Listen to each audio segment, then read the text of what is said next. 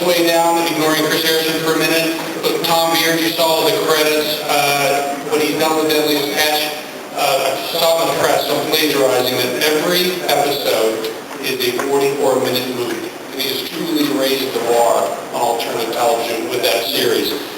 Mark Cronin, you saw the credits. There's a stat that I will mention, is in 4 years they launched over 20 original series on VH1 alone. It took that channel from old Aldo videos and everything else to Kutcher, and played in every medium from Ashton's Twittering up to cable network series. But I think we all remember Tom's was a must-see event every single week. Sally Ann Salsano, Jersey Shore. Anything else? Fantastic history of credits. You took a bunch of folks that were walking on the other side of the street, my kids, away from and made them fantastic television. You really did. Great Piligian, a lot of hit shows. I think my favorite is Ghost Hunter, because I think there's 4 iterations of Ghost Hunter now. How many can go? First, that's it, Great Piligian, 2 minutes, 30 seconds.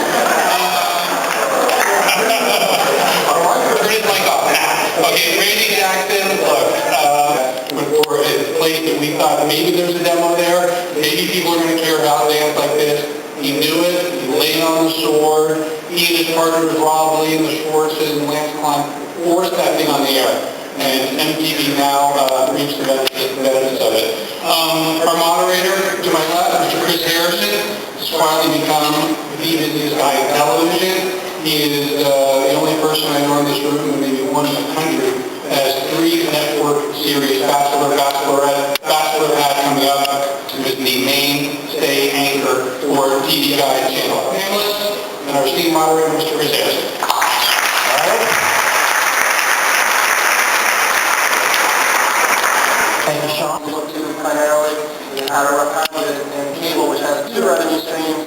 They're a little less hit by the ad sales problem, and they've been over the past 3 years able to keep a pretty heavy slate of original programming churning through. And so it's been, at least, I think we here in this panel have had a lot of success, selling multiple projects to cable, buying.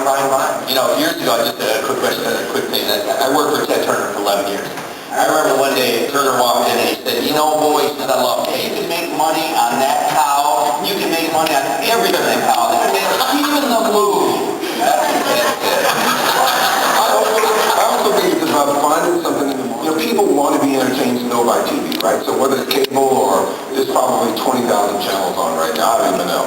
But I'm saying try to find something that you think people are going to really pay attention to. And most importantly, I think the staying power that we probably have with all of our shows is finding something that people will get emotionally invested in. Even if it's J-Wow or whatever it is, you kind of see something at least entertaining in that person. Go like, well, she's definitely wild, but you know what I mean? So I think that's it. Randy, just one thing for Randy, who, is a part of the 1,000-pound gorilla on American Idol, but Randy Jackson's Best Dance Crew. With all due respect to my family, it's easier to take that and do your show on cable. Is it harder to, do you feel like you have to have a big hit to be on network, whereas cable, it's like, we can have just a small little niche. I think that definitely on cable, all of us, you can definitely be a little bit more creative. I think, the network is a little bit smaller niche, and they're trying to serve a different audience to me, because, I come from the record business, so, we would study that marketing-wise and promotion in the record business as well. Look, Idol's a giant show, as well as, Dancing with the Stars has done very well this season, but these are audiences from 5 to 105.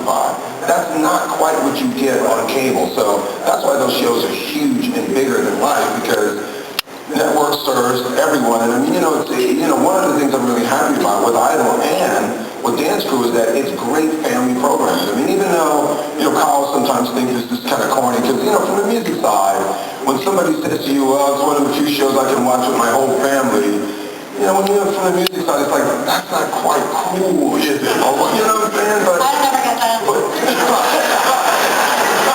I'm saying, that's why. My 6-year-old daughter loves it. When your cable partners are with you in the short run, they're buying, and I'm just not buying a pilot, they're buying 13 episodes at a time. So they become really your partner in their It's collaborative. Yeah. And you can take a bigger chance, which is what I like. It's not about waiting for the trends to happen. Not working. Well, Randy, I think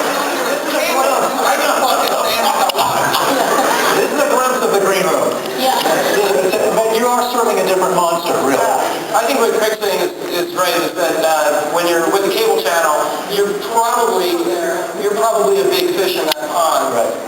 When you're on network, even a big hit network reality show is still in competition with the big hit network scripted shows, and it's harder to be the most important thing around. You know, I also felt that, think about the pitch too. Can you imagine walking into NBC and going, I want to do this thing about these 5 guys in a truck driving a straight line at 15 miles an hour by themselves.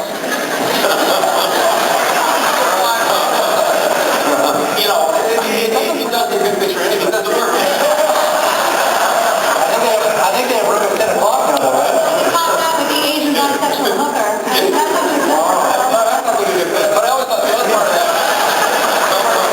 you never find ghosts from a family. But I always Dude, I think I found Casper doing it in and out. there you go. We'll take it for Turner, and I worked 11 years in cable before I stepped out to make shows. I always thought that when I had that job, I always thought that job was a temporary job, and that, my job, I was hired to be fired. And I think that the passion in cable, I feel a lot more, I always feel that network people are more interested in protecting their jobs than the television shows. And I think that in cable, I think they're much more interested in nurturing television. Fired at cable. And I think that the shows are more important to the people I work with in cable. My experience, I completely disagree. I mean, I think that everyone's looking for a hit, and that's the first thing. So I don't think it's about filling slots. Secondly, I give a lot more credit to the network buyers and what's going on over there. It's so much more difficult to get to the mass audience, as you're saying. Yeah. And what I'm seeing right now is, ideas are working both. Shining advertisers paying you tons of money, you're looking for a big hit. So I mean, if 400,000 people watching something is a hit for you, they'll say, if it ain't 8 million, why do I have it on? You know what I mean? So Yeah, but you started to see a parity, though. You're starting to see, obviously the cable numbers are going up. I mean, obviously, still, you need 10 cable networks a lot of times to beat one network, but, that parity is getting more and more. I mean, From the guy that just got 5 million people to watch his 6th premiere. Congratulations. Great. But you know what, Randy brought up a good point about advertisers.